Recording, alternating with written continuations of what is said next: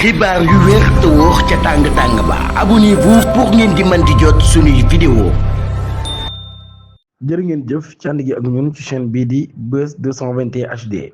Ayib Daffé di wax ci candidature Macky Sall ci fi nga xam ni moo di Nations Unies président du groupe parlementaire bu Pastef les patriotes bii di Ayib Daffé nag daal daan nay apporter ay leeral ci li nga xam ne moo di rumeur yi ñuy wax ci éventuelle candidature bu ancien président bii di Macky Sall mu nekk nag ak poste international boo xam ne moom mii di Ayib Daffé daal jàpp na ni candidature boobee évoqué wuñ ko benn yoon ci sommet bu Union africain daal nag daal interrogé pourquoi en faire un sujet maanaam daal mu ni kon lan moo tax ñu def ko loo xam ne ab waxtaan la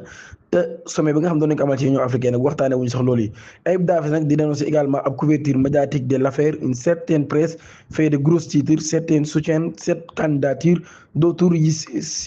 ñenn ñi maanaam kon ñu ngi koy opposé ñeneen ñi nekk ñoo xam ne kon dañ koy soutenir mun nag daal candidature la boo xam ni kenn porté gu ko waaye nag daal muy xam ne candidature la boo xam ni candidature bu néant la bu caché la comme la dette maanaam dañ ko nëbb comme nu ñu nëbbee boore moom parlementaire bi nag di mettre en garde contre la diffusion des fausses informations mu jàpp nag daal ñenn ñi même mën nañ leen ci topp ngir diffusion des fausses nouvelles waaye di souligner nag responsabilité bi nga xam ne média bi daan na koy am ak acteurs politiques yi ci circulation yi nga xam dañ koy def ci lenn ci ay rumeurs yoo xam dañ ko vérifié tentative de meurtre à Kër Massar ñaari policiers lañ fa gaañ loolu yi ci jaasi mu nekk na mbir mu doy waar loolu ginnaaw ba nga xam ne dañ doon démantelé ab réseau bu yëngu ci wàllum drogue ci loolu yi Mame Makhtar Gueye Jamra moom nag ab liste la yor boo xam ne góor jigéen ñi nekk ci réewum Sénégal ci boppam liste bañ bokk ñu toll ci 650 góor jigéen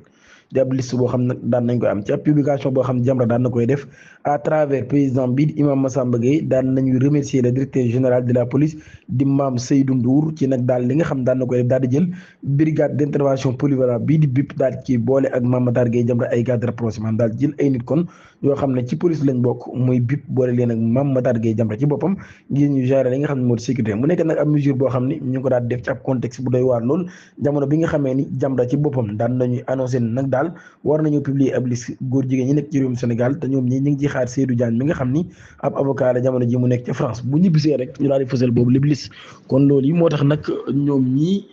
ñu daal di jël ab sécurité bu doy jox ko Mame Makhtar Gueye Jamra ngir nag li nga xam ni moo di sécurité am jërë ngeen